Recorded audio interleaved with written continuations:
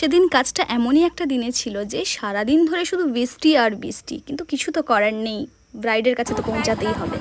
আমি জানি না, আজকেও মনে হচ্ছে আমার ভাগ্য সাথ দেবে না। সবসময় এরকমই হয়, দেখো ছাতা ধরে তো পৌঁছে গেছি, বাট এক্ষুনি গেল গায়ে হলুদ। এখনো ব্রাইডের গায়ে হলুদ হয়নি। কটা বাজে? 5:30 বাজতে। 4:45।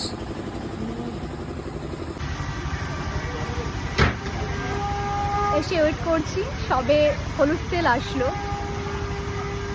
আমার ভাগ্য কখনোই সাথ দেয় না।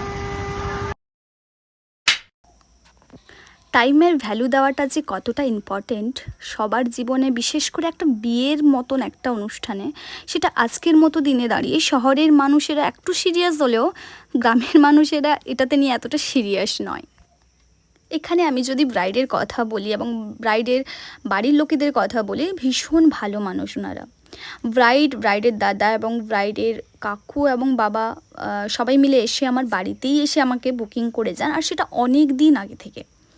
এবং ওনাদের আমি একটু লেট করে ছাড়লেও ওনাদের কিছু প্রবলেম হচ্ছিল না এবং আমাকে যথেষ্ট ওনারা সাপোর্ট করেছিলেন। কিন্তু তবু আমি এত কথা কেন বলছি, যারা আগামী দিনের ব্রাইড আছো তারা একটু যদি সিরিয়াস হও, যে কোনো মেকআপ আর্টিস্টকে বুকিং করো না কেন, তাদের জন্য কাজটা করা অনেকটা ইজি হয়ে যায়। আমরা অনেক কিছু প্রিপারেশন করে যাই, কিন্তু সেটা কিন্তু সময়ের জন্য করে উঠতে পারি না। এবার আমি বলি আমি টাইটেলটা কেন দিয়েছি জীবনে কখনো হতাশ হতে নেই। আমাকে ব্রাইড যখন আমার একটা ভিডিও দেখায়, সেই ভিডিওটা আমারই সাজানো, এবং সেই ভিডিওটা যখন আমি দেখি আমি জাস্ট অবাক হয়ে যাই। কেন? আমি একটা ব্রাইডকে বিয়ের দিন সাজিয়েছিলাম, আর রিসেপশনের দিন ব্রাইডের মানে শ্বশুর বাড়িতে আমাকে ক্যান্সেল করা হয়, যেহেতু শ্বশুরবাড়ি থেকে আমাকে বুকিং করা হয়েছিল। বলেছিলেন যে মেকআপটা লাল লাগছিল বা কিছু মেকআপের প্রবলেম দেখে আমাকে ক্যান্সেল করা হয়, অথচ সেই মেকআপটা দেখি এই ব্রাইড আমাকে বুকিং করেছিল। তো সেই জন্যই বললাম জীবনে কখনো হতাশ হতে নেই, এগিয়ে যাও, অবশ্যই সাকসেস পাবে, সেটা আমি নিজেই রিয়েলাইজ করলাম। টেনশন কাকে বলে? টাইমটা দেখো জাস্ট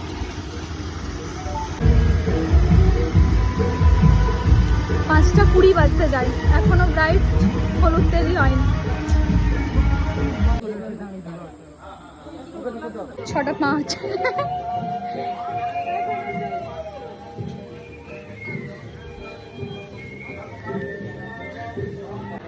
হে ভগবান, 6:30 বাজে। আচ্ছা তোমরাই বলো আমি কটায় শুরু করলে কটায় শেষ করা উচিত আমার?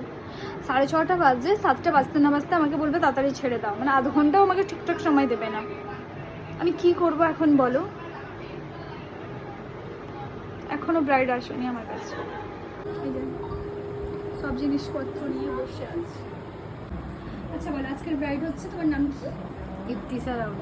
হ্যাঁ, তুমি কেমন লুক চাইছো একটু বলো, মানে কেমন মেকআপ চাইছো, কেমন হেয়ার স্টাইল চাইছো? হেয়ার স্টাইলটা একটু চাপ হয়ে যাবে, কেন 7টা বেজে গেছে অলরেডি, তবু চেষ্টা করবো। মেকআপটা কেমন চাইছো বলো? স্কিন টোন রেখে করো? হ্যাঁ, স্কিন টোন রেখে সিম্পল একটা মেকআপ চাই। ঠিক আছে। আই মেকআপ হালকা তো? হালকা, জাস্ট হালকা গ্লিটার হবে, তারপর দেখা যাক কেমন হয়। ঠিক আছে। ওয়াও, তোমার মায়ের গয়না না এটা? বলো কথা, টেনশন হচ্ছে? কি সুন্দর।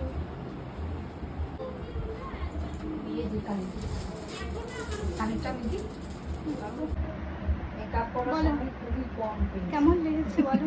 ভালোই লাগছে।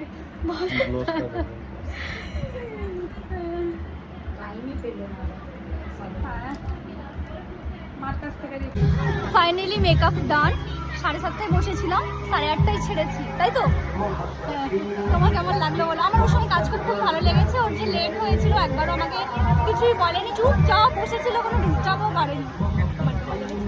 আমার ভালো বুঝতে পারছি না মনে হচ্ছে।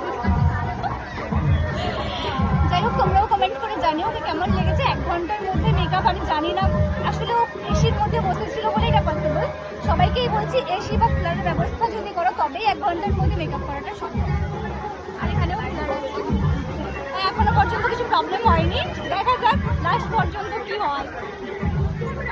আমি ব্রাইডের মাসিদের পেয়েছি, ওনাদের কাছ থেকেও রিভিউ নেব যে কেমন লাগছে ওনাদের বোনজিকে। খুব সুন্দর সাজিয়েছে আমার বোনজিকে।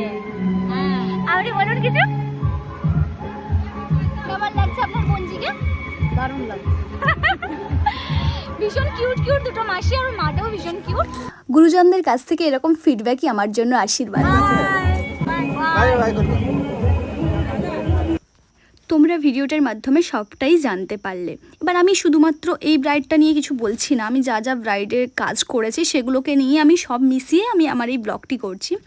আমার সঙ্গে যেটা বারবার ঘটে, দেরি করে আমার কাছে সাজতে বসা, তাদের উদ্দেশ্যেই আমি বলি, তুমি আমার কাছে দেরিতে করে সাজতে বসলেও বসো, তাতে কিছু প্রবলেম নেই, কিন্তু তবুও একটা কথা বলো, বিয়ের লগ্ন হয়তো অনেক রাত্রে ঠিকই, এটা শুধুমাত্র তোমার বাড়ির মানুষেরাই জানেন, কিন্তু বাড়িতে যারা নিমন্ত্রিত গেস্ট তারা সেটা মাথায় রাখেন না, তারা এসেই কিন্তু তোমাকে দেখতে চাইবেন। আর সময়ের মধ্যে তোমার রেডি হওয়াটাও ভীষণ ইম্পর্টেন্ট, এটা কিন্তু তোমাদের মাথায় রাখতে হবে। তাই আমরাও চেষ্টা করি টাইমের মধ্যেই পৌঁছে যাওয়ার তোমাদের কাছে মেকওভার করার জন্য, সেরকমভাবে তোমাদেরও কোঅপারেট করা উচিত আমাদেরকে, যাতে টাইমের মধ্যে আমরা তোমাদের রেডি করতে পারি। আজকের ব্লগটি ছিল এতদূর পর্যন্ত। আমার কথার মধ্যে যদি কোনো ভুল থেকে থাকে তাহলে অবশ্যই তোমরা আমাকে ক্ষমা করো, আর দেখা হচ্ছে অন্য ভিডিওতে। টাটা।